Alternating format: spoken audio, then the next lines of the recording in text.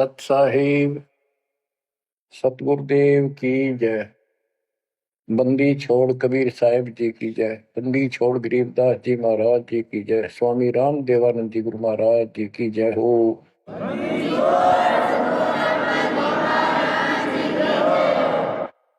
सर्व संतों की जय, सर्व भक्तों की जय, धर्मी पुरुषों की जय। श्री काशी धाम की जय, श्री सुडानी धाम की जय, श्री क्रोथा धाम की जय, श्री बरवाड़ा धाम की जय। सत साहिब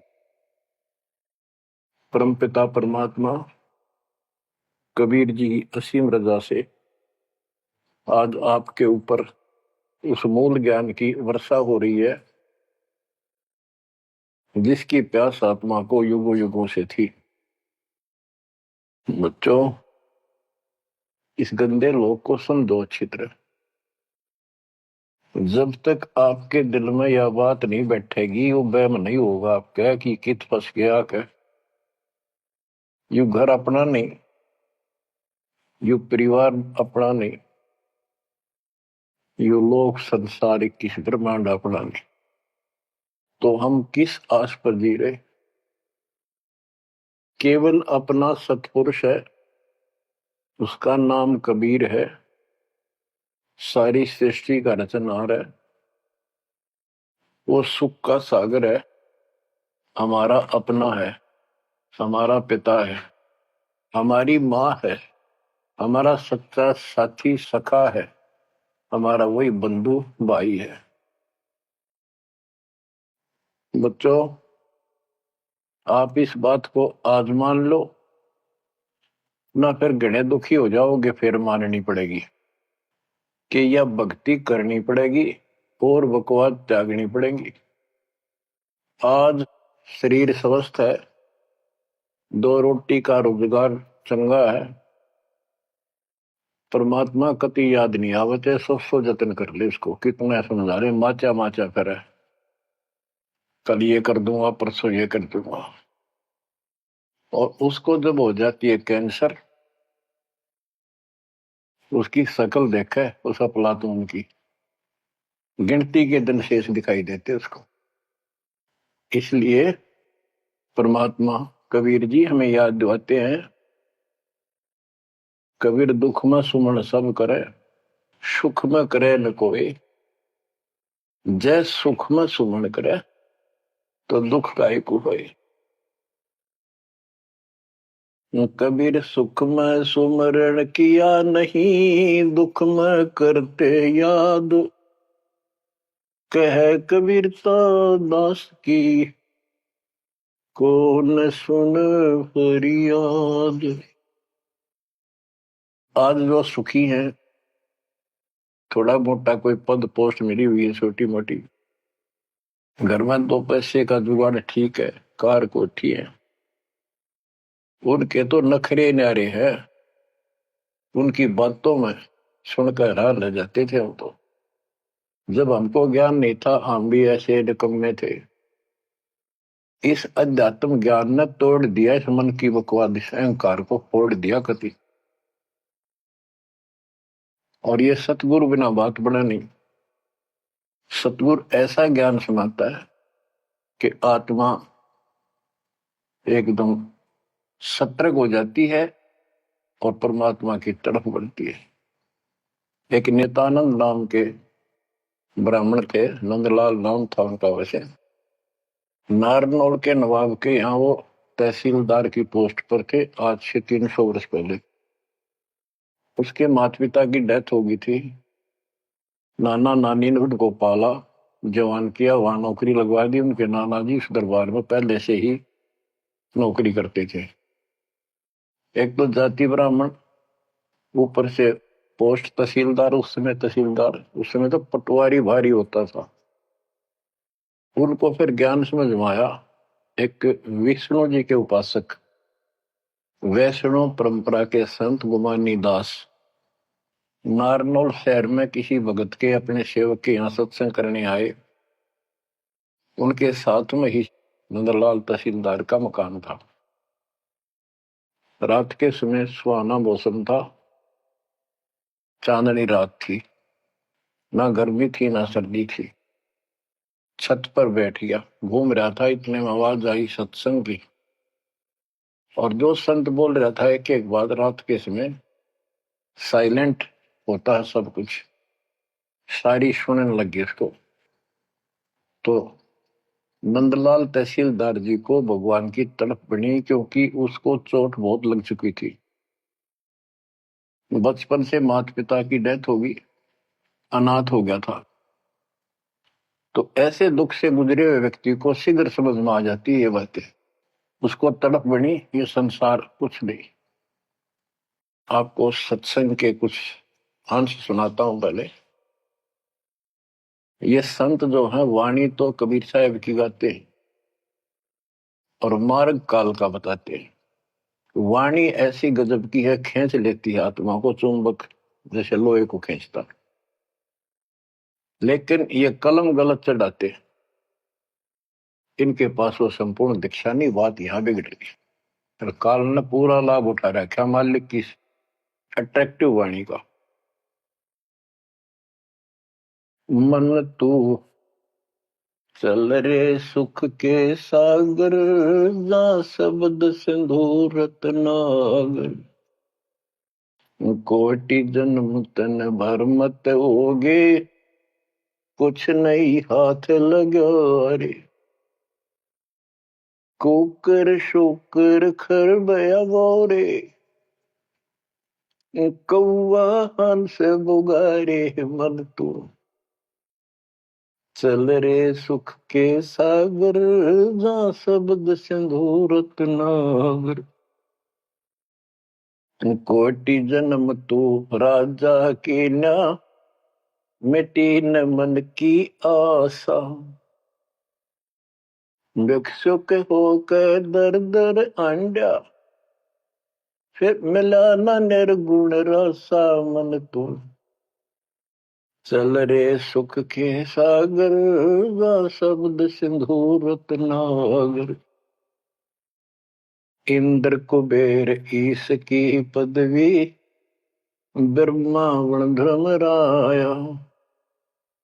विष्णुनाथ के पुर को जाके, फिर भी उल्टा आया। मन तू चल रे सुख के सागर, जा शब्द सिंधु रत्नागर। असंख्य जन्म तन मरत्या होगे, जीवित क्यों न मरे रे।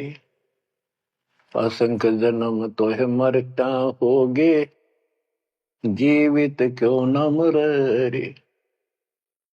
द्वादश धर्मद मैल मठ बोरे, बहुर न दे धर रे। मन तू चल रे सुख के सागर, जा शब्द सिंधु रत्नागर। दोजक भिष्ट सभी तह देखे, राजपाट के रसिया। तीन लोक से तरपति नाही, यो मन भोगी खसिया। मन तू चल रे सुख के सागर, जा शब्द सिंधु रत्नागर। सतगुरु मिले तो इच्छा मिटे, पद मिल पदे समान। सतगुरु मिले तो इच्छा मिटे, पद मिल पदे समान।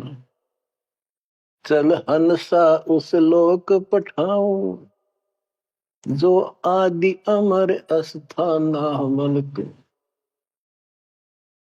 चल रे सुख के सागर, जा शब्द सिंधु रत्नागर। चार मुक्ति जा चंपी करती, माया हो रही दासी। चार मुक्ति जा चंपी करती, माया हो रही दासी। दास गरीब अभय पद पर से, मिल राम अविनाशी। मन तू चल रे सुख के सागर, जा शब्द सिंधु रत्नागर। सत्संग में बताया गया कि कोटि जन्म तन भ्रमित हो गए जन्मते मृत्यु को, और कुछ नहीं हाथ लगा रे कुकर कुत्ता शुक्र शुअर खरगदा कौवा और बुगला, ये सभी यानी 84 लाख प्रकार के प्राणियों की योनियां शरीर में तुमने दुख उठाए। इस संसार में सुख नाम की चीज जीव को नहीं है। कोट जन्म तन भ्रमित हो गए कुछ नहीं हाथ लगा रे। आज सेठ है, सारा कुछ धन है, कार कोठी है, और समय आ गया जान का, सेकंड भी ना लागण दे, एक सेकंड तुरंत उठाकर यम के दूत पटक देंगे धर्मराज के आगे। अब के हाथ लग गया, सारा जीवन खो दिया, कति कर्म बिगाड़ लिए, और आगे पल्ला झाड़ के जा खड़ा नरभाग। ये सपना टूटते सारी बात समझ में आ जाती, सारा सोपन धायो, ना कोई बेटा अपना था, ना कोई बेटी अपनी थी, ना या कार ना कोठी अपनी थी। अपना जो काम था वो तो स्टार्ट भी ना किया मूर्खा।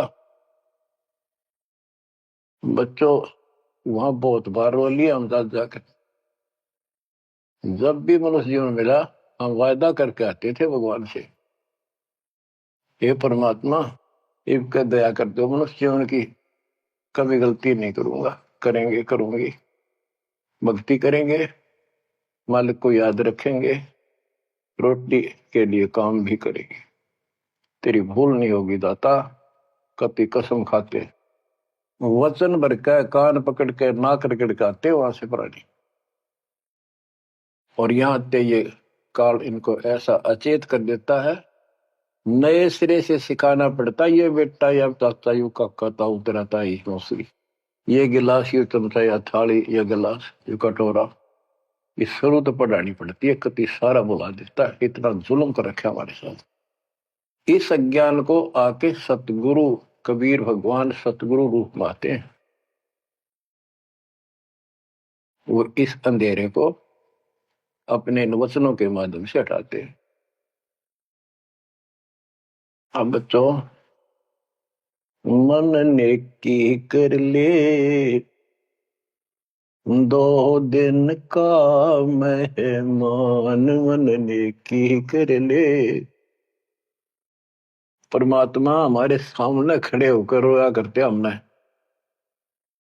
किसी तरह तो समझ लो तुम।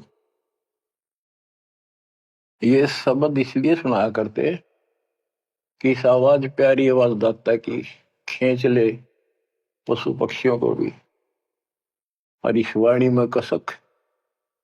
तो बच्चों परमात्मा कहीं भी खड़े हो जाते थे किसी गांव नगर में जाके, और उनको वाणी सुनाते थे, क्योंकि हम कान का विषय भी हमारे अंदर है विकार। तो मीठी वाणी सुनकर तकरीबन लोग इधर उधर से खिसक के आस पास बैठ जाते आकर, जैसे कोई जाकर कोई तुबली बनाने लग जाए ऐसे डुगडुगी, वहां भी लोग इकट्ठे हो जाते हैं। फिर परमात्मा उनको समझाते थे, इस काल के जाल में फंसे इस नकली सुख को सुख मानकर अंधे हुए बैठे प्राणियों को कहां से संघर्ष करने लगते हैं, क्योंकि ये अपने पिता है और ये रह नहीं सकते हमारे को राह बताए बिना। तो क्या सुनाते थे, कहां से आया कहां जाएगा, तन छूटे तब कहां समाएगा। कहां से आया कहां जाएगा, तन छूटे तब कहां समाएगा। आखिर तुझको कौन कहेगा, गुरु बिन आत्म ज्ञान, मन नेकी कर ले 2 दिन का मेहमान। बच्चों परमात्मा याद दिला रहे हैं तुम्हें सतगुरु के बिना गुरु के बिना ये आत्म ज्ञान कौन कराएगा। आत्म ज्ञान क्या है, तू कौन है, कहां से तू आया, किस लिए जन्म और मर रहे हो, इसका समाधान क्या है, ये है आत्मज्ञान। आत्मज्ञान तो सारे गुरु बताते हैं, नकली सकली सब। भाई भक्ति नहीं करोगे पशु पक्षी बन जाओगे, मनुष्य जीवन बड़ी मुश्किल से मिलता है। ये सारा कुछ परमात्मा का बताया ज्ञान बताकर आखिर में काल के खुट्टे बांध देते हैं। ये उपासना करो, दो शास्त्र विरुद्ध है। बात यहां बिगड़ी पड़ी थी। तो बच्चों फिर कहते ये तो आत्मज्ञान होगा। कबीर सतगुरु बताता आत्मज्ञान, तुम सतलोक में रहते थे, वहां किसी चीज का कष्ट नहीं था, कोई दुख नहीं, कोई रोग नहीं, कोई शोक नहीं, कोई जन्म नहीं, कोई मृत्यु नहीं, सदा सुखी। यही सृष्टि ऐसी जो कि एज इट इज है। ऐसे गांव बसे हैं, ऐसे बाजार लगे हैं, बाग बगीचे कदम कदम पर सुंदर तरीके से लगे हुए एक पंक्ति के अंदर गजब के। और उसको छोड़ के तुम इस काल के जाल में फंस गए। अब ये तुम्हें मूर्ख बनाए बैठा है, उस घर की कति खबर मिटा दी, नामो निशान खत्म कर दिया। आत्मज्ञान ये है, तुम या कष्ट उठा रहे हो जन्म मृत्यु के, इसका समाधान है पूरा सतगुरु हो, उससे दीक्षा लो, फिर डट कर भक्ति करो, मर्यादा का पालन करो। ये तो है आत्मज्ञान। परमात्म ज्ञान क्या है, परमात्मा कौन है, ये श्री कृष्ण जी को भगवान बताओ, विष्णु और शंकर को भगवान बताओ। इनका परमात्म ज्ञान खाक है। परमात्म ज्ञान है नहीं, आत्म ज्ञान ने के चाटांगे फिर। गरीबदास जी कहते कूप की छाया कूप के माई, ऐसा आत्म ज्ञाना, या से परे परम पद वहां का भेद न जाना। आत्म ज्ञान तो ऐसा है जैसे कुएं की छा कुएं तक है, बाहर उसका कोई यूज नहीं। इसका मतलब है कि जिस ज्ञान पर ये आत्म ज्ञान बताते हैं परमात्म ज्ञान है नहीं, वो तो इस काल के कुएं में अंदर ही गिरे रहेंगे, यही कष्ट उठाएंगे। ये साधना गलत बताते हैं, उनकी पोल खोल रखी है वैद्य के अंग में, जैसे काला पुष्मा। बच्चों फिर बताया जाता है कि कोट जन्म तन मत होगी। परमात्मा जगह जगह खड़े होकर रोया करते थे हमारे लिए, और कुछ आकर्षित भी होते थे। कोयल के बच्चे तो लाग ही जाते हैं, वो डटते ही नहीं, उनको तुरंत प्रभाव हो जाता है, सचमुच भक्ति करनी चाहिए। इस प्रकार मान लेके 64 लाख से हो गए थे 700 साल पहले। इस ज्ञान को तो सिर्फ इतना सुनते थे कि सचमुच जो कह रहे बात सच्ची है, मर जावांगे। ये वाणी ऐसी है सीधी फोड़ देती है आत्मा के मैल को, फिर सुख होने शुरू हो जाते थे दाता का नाम लेते ही। इसलिए चिपकते चले गए। दाता भी चाहते थे, परमात्मा भी, कि इनके अपनी कलम चढ़ा दूं एक बार बस, इन पार तो होना नहीं। कलम चढ़ा गए दाता उस समय 64 लाख का। वो 64 लाख कुछ भक्ति करी उन्होंने, बहुत अच्छी, परमात्मा काफी संग रहे।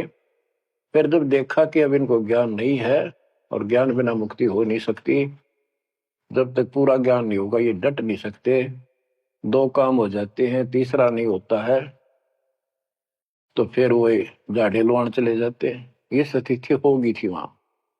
तो एक झटका दिया था, परीक्षा ली थी, सारे विमुख हो गए। जो परमात्मा ने हाथी पर बैठकर गंगा जल बोतल में भरकर, जैसे शराबी शराब पिया कर, एक वैश्या, प्रसिद्ध वैश्या जो परमात्मा की शिष्या हो चुकी थी और अपने धर्म कर्म को ठीक कर रही थी, लेकिन उस समय भी उसको वैश्या की फीत ही थी समाज की दृष्टि से। उस लड़की को हाथी पे बैठा के उसके कंधे पर हाथ धरका भगवान, और वो पानी गंगा जल पी रहे थे, उस हाथी को बाजार के बीचों बीच घुमा दिया। जो भी देखा वो एक, देख लो भाई दुल्हा बड़ी बड़ी बात बनाया करता, कबीर शराब पीवे और वैश्या को साथ लेकर घूम रहा है। उनके शिष्यों को लाओ, बुला बुला के देखो, हम तो पहले कहा करते पाखंडी आदमी है, अपनी आंखों देख लो, सरियाम वैश्यावृत्ति करता घूम रहा, शराबी कवाबी है ये। जो भी देखे वही कह दे मैं तो कभी कभी जाया करता, मन तो जाना ही छोड़ रखा है। मैं तो उसके साथ चला गया था एक बार। ऐसे 64 लाख भगवान से विमुख हो गए। सतगुरु भी चाहते थे ये बोझ सिर तो पड़े, अब ये समझ नहीं पा रहे। गरीब बड़ुआ बड़ुआ सबक है, कोई न जाने खोजे, दास गरीब कबीर करम, बाटत सिर का बोझ। कि उस लीला को कोई नहीं समझ रहा था, वो तो अपने सर का बोझ, ये पूरी आस्था थी नहीं उन शिष्यों की, इसलिए इनको पटक रहे हैं, ठाक सर पर अपना बोझ हल्का कर रहे हैं। बच्चों, गुरुद्रोही नहीं बने तुम उस समय, सतगुरु विमुख हो गए। तो कबीर साहब कहते हैं, सतगुरु विमुखा युग युग रोवे, मानुष जन्म पाके खो। सतगुरु संगत छोड़ के लाख वर्ष जबकीन, इंद्री कर्मना मोक्ष हो रह काल के आदि। इसके लिए बहुत से प्रमाण आपको दिए गए हैं। जैसे राबिया सतगुरु विमुख हुई थी, गुरुद्रोही नहीं हुई थी वो। 4 साल दाता ने कितनी मेहनत करके उस बेटी के लिए फातिमा के लिए, उनकी भेड़ बकरियां के बीच में बैठ के उस बदबू में उस प्यारी आत्मा जो दलदल में फंसी पड़ी थी, राबिया को ज्ञान सुनाया, बेटी अल्लाह खुदा की भक्ति करनी चाहिए, ये जीवन थोड़ा ही है, इसमें कभी भी मृत्यु हो जाएगी, फिर पता नहीं कहां जन्म होगा। कई दिन लगातार ये बात करते करते लड़की कहती थी कि महाराज हम इबादत करते हैं, नमाज करते हैं, सारा कुछ करते हैं। उसका सारा अंधेरा हटाया, लड़की का समझ में आ गई, सृष्टि रचना बताई। 4 साल भक्ति करी और कोई साथी था नहीं, दूसरा भक्त भाई बहन इस मार्ग के बताने वाला। समाज के प्रभाव से परमात्मा वाली सत साधना छोड़ दी, क्योंकि सत्संग ना सुनने से इस तरह मैल आवेगा, ये भूल जरूर पड़ जाती है। क्योंकि गलत बताने वाले तो सारा समाज, सारा वही साधना सब कर रहे थे, तो वो ही अपनी साधना करने लगे। लेकिन ये प्रेरणा इतनी होगी थी कि शादी नहीं कराऊंगी, मोक्ष पाऊंगी, सारा कुछ हो गया था। लेकिन माता पिता को टेंशन होगी कि लड़की को घर पर नहीं रख सकते, तो कह दिया बेटी या तो निकाह करा ले, नहीं तो अब दोनों मराएंगे। लड़की ने विचार कर लिया कि माता पिता की हत्या का दोष मुझे लगेगा, इसलिए यस कर देती हूँ, अपने पति से बात करूंगी। निकाह करने की यानी शादी की हाँ भर ली और ब्याह हो गया, अपने पति के घर चली गई। वो एक अच्छा अफसर था, साहब था, नेक आत्मा था। राबिया ने स्पष्ट कर दिया, बात सुनो मेरी, मैं भक्ति करना चाहती हूँ और मैं संतान उत्पत्ति नहीं करूंगी। अगर आपने जोर जबरदस्ती कर दी तो मैं फांसी का के मरूंगी, ये फाइनल सुन लो। उसके पति ने कहा कि एक बात बता राबिया, जब निकाह हुआ आपने स्वयं कबूल किया था, मैं निकाह कबूल करती हूँ। मुसलमानों के अंदर एक विशेष बात है कि लड़का लड़की चाहेंगे तो ब्याह होगा, ना हुआ नहीं। तो तेने उस समय कबूल क्यों किया था? राबिया बोली, मेरी मजबूरी थी, समाज का दबाव था मेरे माता पिता पर। मेरे माता पिता ने शर्त रख दिया तो शादी करा ले, नियम दोनों मरेंगे, तो इसलिए मैंने शादी कर ली। ये आप पर फैसला है, वहां तक 2 मरे थे भी, आ 1 मरेगी, मैं भक्ति करूंगी, ये मेरा फाइनल फैसला है। तो समझदार था, मुसलमान कई कई शादी कर लेते हैं, उसको इसकी कोई समस्या नहीं थी, परमात्मा की दया से गुजारा भी खूब था।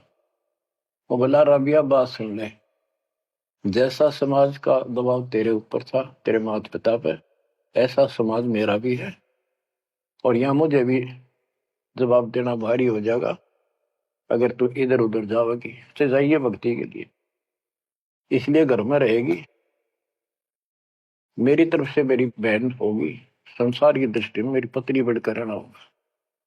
राबिया ने कबूल कर लिया, यस कर दी। उसने अपने और विवाह करा लिया। जब वो होगी 50 साल के ऊपर, हज करने चली। उसके पति ने कहा, आपके लिए मैं गाड़ी घोड़ा ऊंट तैयार करवा देता हूँ, अरे जाओ, बहुत खुशी की बात है, मुझे पुण्य मिलेगा आपके सहयोग में। वो कहने लगी, मैं पैदल जाऊंगी। यानी भावना अलग होती है भगत की, या धार्मिकता रंगी हुई होती है पिछले जन्मों की। वो चल पड़ी, पैदल चल पड़ी। रेगिस्तान ज्यादा होते थे उस टाइम, सभी जगह सूखे पड़ते थे। मक्का में चली, मक्का के राह पे काफी सफर तय करने के बाद एक कुआं आया। उस कुएं पे ना बाल्टी थी, ना कोई रस्सी थी। वो लगता था उसमें गिर गई थी। उधर एक कुतिया बहुत प्यासी थी, प्राण जानने हो रहे थे उसके। राबिया को समझते देर नहीं लगी। वह कभी राबिया के पैरा में आवे, कभी कुएं की तरफ जावे। बहुत बुरा हाल था उसका। उसके छोटे छोटे बच्चे भी थोड़ी सी दूरी पर विलख रहे थे।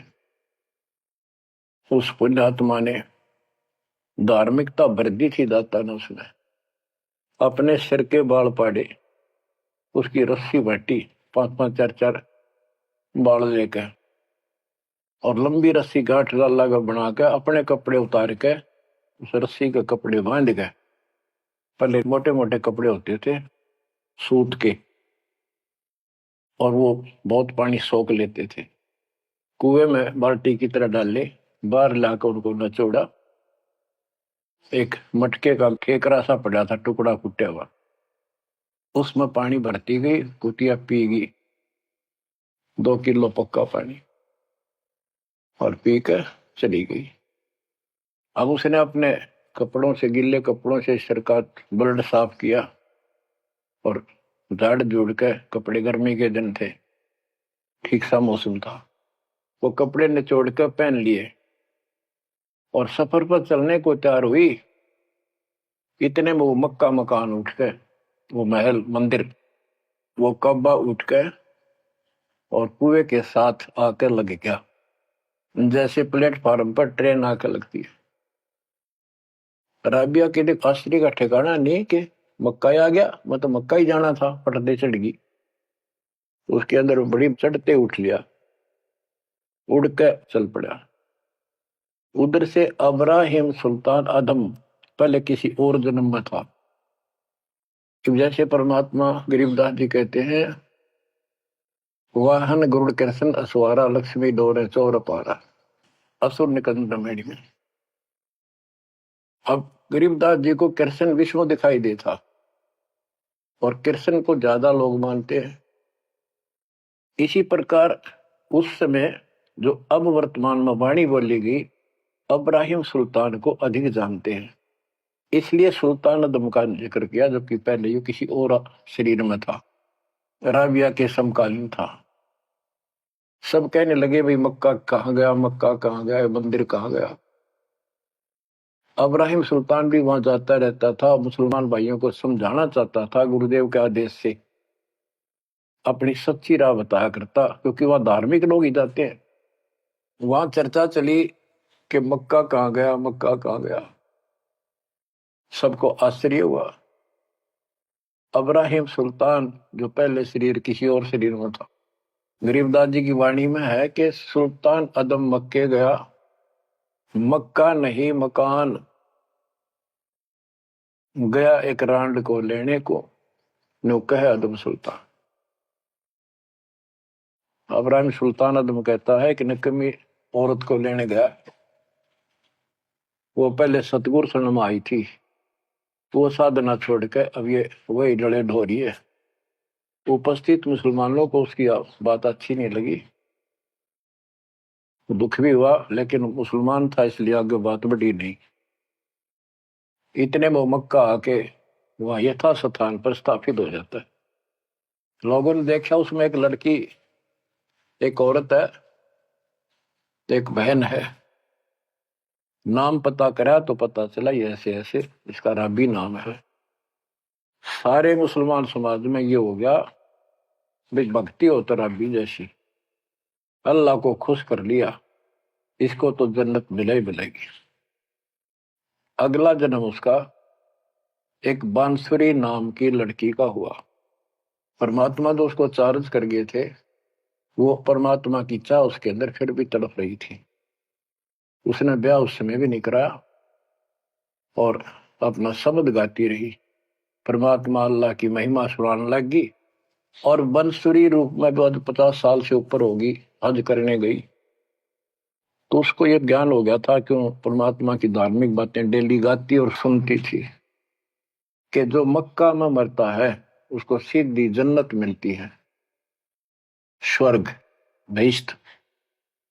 तो उसने सोचा ये शरीर तो एक दिन जाएगा, और कहते हैं मक्का में मृत्यु होगी तो जन्नत मिलेगी, जन्नत के लिए सब कुछ किया जा रहा है। उसने वही गर्दन काट दी अपने हाथ तो तलवार मार के। सब कहने हो गया भाई बांसुरी तो गई स्वर्ग में, बांसुरी ने कुर्बानी दे दी और जन्नत में गई।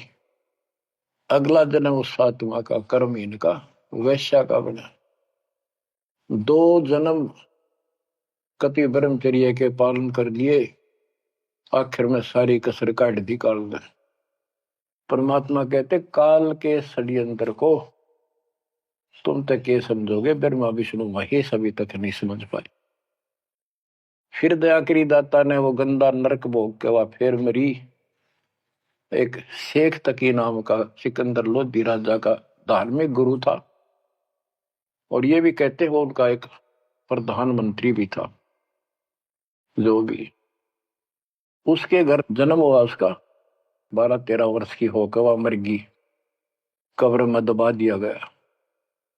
एक दिन परमात्मा ने ऐसी लीला करी, क्योंकि सोचल छिद्र मैं करूं अपने जन के काम तो उनका था सारा उस बेटी के लिए। शेख तकी ने जब सारे हथकंडे अपना लिए, कबीर साहब आयरा नहीं, मुर्दे जिंदे कर दिए। उसने कहा वो तो सदमे में था कमाल, रामानंद जादू जंत्र ते जिंदा कर दिया। जब जानो मेरी बेटी कब्र में दब रही है, उसको जिंदा कर दे।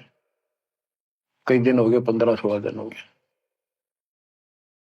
परमात्मा ने कहा ठीक है भाई, सब इकट्ठे कर लो। मुनादी करा दी, उसने खुद करा दी, कहा जिसकी पोल खुलेगी। परमात्मा ने समय बता दिया, उस दिन करूंगा जिंदा। हजारों आदमी सिकंदर लोधी शेख तकी कब्र पड़वा दी, वहां इकट्ठे हुए, कब्र पड़वा दी, लड़की का शरीर था। तो परमात्मा ने कहा शेख तकी तू कोशिश कर ले, कदे 5-6 नंबर बनाओ है, और कहे या सदमे में थी। दूसरे बोले जी अगर ये इस तरह कुछ इल्म होता, अपनी बेटी ने कौन कब्र में दब मिट्टी में, आप दया करो। कबीर साहब ने कहा हे शेख तकी की बेटी जीवित हो जा, नहीं हुई। दूसरी बार कहा यही, नहीं हुई। शेख तकी ने बगड़ा पा दिया, नाचन लग गया कि डोंगी की पोल खुल गई, देख लो। कहूं था ना मैं, कभी मुर्दे जिंदे होते हैं, ये तो कयामत के समय होते हैं। तब परमात्मा बोला डट जा बंडेले, रुक। तब कहा हे कबीर की बेटी, आत्मा जहां भी है वापस आ, शरीर में प्रवेश कर बेटी। और 12 इतना ही कहा था, शरीर में कंपन हुई, लड़की उठी, मालिक के चरणों में आके दंडोत प्रणाम किया, और खड़ी होकर 1.5 घंटे अपने पिछले कर्म, वो पाप बकवाद गलती सारी दोहरा दी, और अपने भगवान के साथ चली गई। परमात्मा ने कहा जा बेटी अपने पिता के साथ, शेख तकी के साथ। लड़की बोली मेरा बाप आप हो। इनका तो इतना संस्कार था, इन दाब दी माटी में।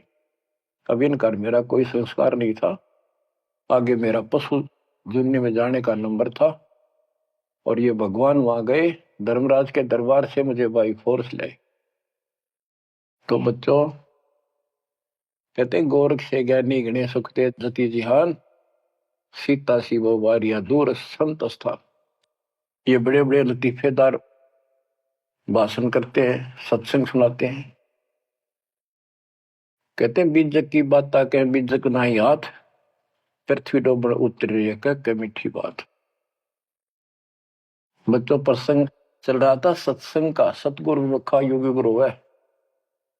तो इसी प्रकार हम सतगुरु विमुखा हुए जब, आज तक रो रहे हैं। हमारे वो कुछ भक्ति करा कर चार्ज कर गए थे, जिस कारण से अपने को मनुष्य जीवन मिलते हुए आ रहे हैं, और भक्ति की चाह भी है। यह गलती फिर न दोहराई। अब नित्यानंद का जो प्रसंग था उस पर आता हूं। और सत्संग चला के कोट जन्म तन भ्रमत हो गए, कुछ नहीं हाथ लगा रे, कुकर शुकर खरब्याब हो रहे, कौ वाहन सुगा रहे, कोटि जन्म राजा की ना। महावीर जैन जैन धर्म के 24वें तीर्थंकर राजा बने, महाराजा बने, स्वर्ग में देव बने, फिर कुत्ते गधे शोर बने, खाक है फिर के चाटव देव पद नजर गदाय बन गया। आखिर इंद्र कुबेर इसकी पदवी, ब्रह्मा विष्णु महेश के पद पा चुके आप, इंद्र तक की पदवी पाई है, और फिर यहीं भटक रहे हैं। दो जग भीष्ट सभी ते देखे, स्वर्ग नरक सभी धक्के खा चुके, भटक चुके हो राजपाट के रसिया। तीन लोक से संतुष्टि नहीं है, ये मनभोगी खसिया।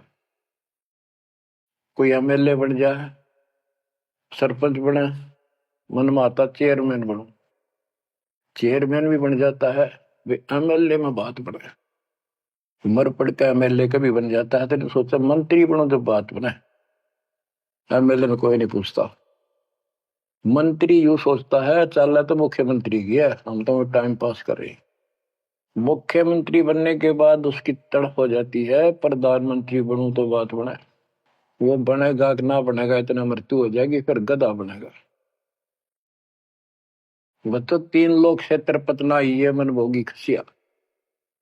सतगुर मिले तो इच्छा मेटे, पद मिल पदे समाना, चल हंसा उस लोक पठाऊं जो आदि अमर स्थान।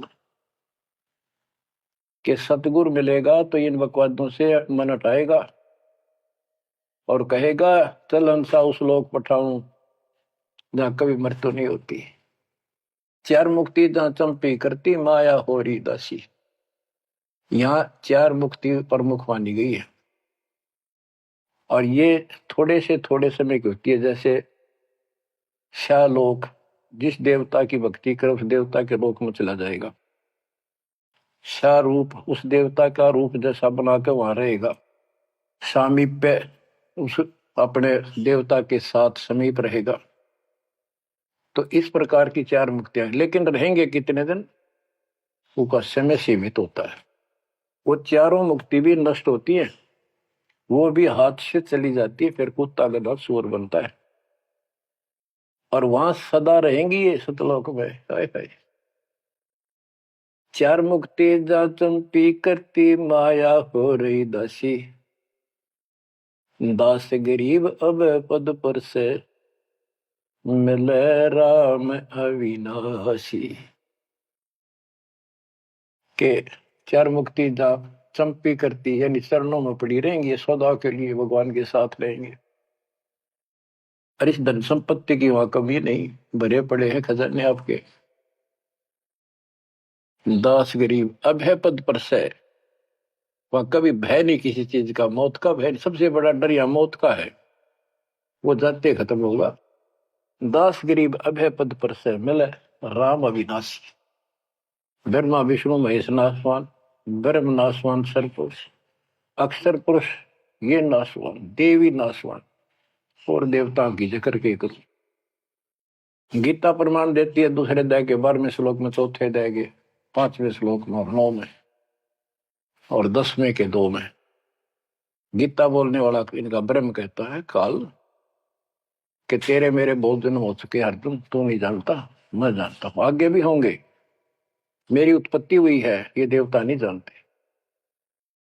तो बच्चों, वो अविनाशी राम दूसरे अध्याय के 17वें श्लोक में कहा है, 18वें के 46 में, 18वें के 61 और 62 में, और 15वें अध्याय के 17वें श्लोक में बताया उत्तम पुरुषत्व अन्य परमात्मा इति उदारते, यह लोग तरम अविश्य वृत्ति अवेश्वर है। वो अविनाशी भगवान मिलेगा वहां पर। कबीर साहब कहते हैं यहां भी तुम, जब तुझे राजपाट भी चाहिए, हमरा इधर ले ध्यान। यहाँ राजपाट कैसा देंगे आपको, और संसार के लोगों से ज्यादा सुविधा देंगे परमात्मा। और कहते हैं जिसके मन में परमात्मा की भक्ति है, तो फिर के इंद्र का राज, उसको कभी नफरत हो जाती है उस राज से, तो महाराजा बन जाता है। और यहाँ सुख देंगे परमात्मा, कहते हैं माया दासी भगत की संत की उभे दे आशीष, बरती और लातों छिड़ी सुमर सुमर जगदीश। कहते इतना धन दे देगा बंदी छोड़ के खाइयो खर्चियो खूब धर्म भलाइयो। माया दासी संत की उभय दे आशीष, दोनों तरफ से आशीर्वाद देगी। खाओ खर्चो और दान करो। और बरती और लातों छिड़ी, कबीर साहब कहते हैं सुमर सुमर जगदीश। सुमर कौन सा जगदीश? सच्चा नाम, सच्ची भक्ति, सतपुरुष कबीर साहब की भक्ति कर करके। अब नित्यानंद ये सारा सत्संग सुन रहा था। ये क्या करते हैं, बात तो सुना वो सतलोक के मिलती जुलती, अध्यात्म ज्ञान भक्ति विष्णु तक की। अब नंदलाल पंडित जी ऊपर से तहसीलदार, 2 मरोड़ इकट्ठी। उसने सोचा यहां जाऊंगा संत के पास तो नगरी के लोग क्या कहेंगे, ब्राह्मण और तहसीलदार या किसी के घर में आकर संत के चरणों पड़ा। काल न तक कई रास्ते रोक रखे हैं। तो उसको पता चला कि महात्मा का डेरा है यहाँ नारनौल से 2 किलोमीटर दूरी पे। संत चले गए। अगले दिन, उस दिन तक खूब विचार किया। सुबह सुबह घोड़े पर बैठकर, जो सरकार की तरफ से मिलता था उनको, आश्रम में चला। संत जी शर्त को उस तरह फिरवा रखा था और सुबह सुबह इजी मूड में घूमने के लिए उसी रास्ते आ रहे थे जिस रास्ते वो नंदलाल जा रहा था तहसीलदार जी। अब ये ब्राह्मण उस टाइम सारे सोन को सोन घड़ी मान्या करते। उसने सोचे देख यो मन उस बाल कटवा के आगे आ गया मेरे, और मैं कितना अनमोल काम करना चाहूं था, आज गुरु बनाना चाहूं था, अपने जीवन का सौदा करना था, यो कसोन हो गया, कुसोन अपलक्षण हो गया। तो उसने अपने मन में सोच लिया इसके टोले मार दे 2 शर्मा उंगली, यो कसोन मिट जाएगा। हम भी पहले क्या करते ना, बच्चे थे जब, के झूठ बोला पाप लगेगा, न बोला उंगली पर उंगली धर कर बोली थी, कोई ना लगा पाप। ये अपनी बनावटी बातें थी, उंगली पर उंगली चढ़ा ली थी, इसलिए पाप ना लग गया कर। तो उसने इस दृष्टिकोण से उस महात्मा का सर में ने उल्टी उंगली है टोले मारे 3-4 और बोला निर्भाग मनहूस, तेना आज मेरा गाना था, आज मैं गुरु बनाने जा रहा था, अपना जीवन का सौदा करूंगा। अब वो संत जी हैरान रह गया, पढ़ा लिखा दिखे, घोड़े पर सवार कोई अफसर होगा और ऐसा व्यवहार कर दिया। अच्छा उस्ताद, संतों के साथ ऐसे व्यवहार करनी बहुत मिला करें, ज्यादा माइंड नहीं करते हो। चला गया। आश्रम में पहुंचा तो घोड़ा पर उतर कर एक वृक्ष पे बांध दिया। तो भगत वहां उपस्थित थे, वो आए, भाई बड़ा अफसर आ रहा है कोई। प्रणाम किया। उन्होंने पूछा संत जी कहाँ पर है? मैंने दीक्षा लेनी है। वो बोले जाओ बैठो। आदर से बैठा दिया। जहाँ आसन लग रहा था उसका आगे बोरी ही बिछा रखी थी कि बैठ जाओ, स्नान करके ही आऊंगे, घूमन फिरन जा रहे हैं, सैर करके नहा कर ही आ जाए। आधे घंटे में घूम फिर कर नहा कर महात्मा जी आसन पाए। सामने घोड़ा बंधा दिखा और वो आदमी बैठा दिखा। और नंदलाल ने भी देख लिया ये तो महात्मा जी थे, तेने बहुत बड़ी गलती कर दी, पापी आत्मा, ये भी धमका होगा और तेने भगा होगा। नीची गर्दन कर ली। अब नंदलाल तो शर्म के मारे गिट गए, नीची गर्दन कर ली। महात्मा जी भी समझ गए गुमानी दास के आदमी शर्मा गया। उसने कहा श्रीमान जी आप गुरु बनाने आए हो, इसमें कोई परेशान होने की बात नहीं है। जैसे हम कुम्हार के घर जाते हैं, कोई मटका मोल लेते हैं या कोई बेचने अपने घर पे आता है, तो हम उसको टोले मार मार के देखा करें ताकि वो कितना तो फूट तो नहीं रहा, साबित है कि नहीं। तो आपने अपना गुरु परख लिया, टोले मार गए।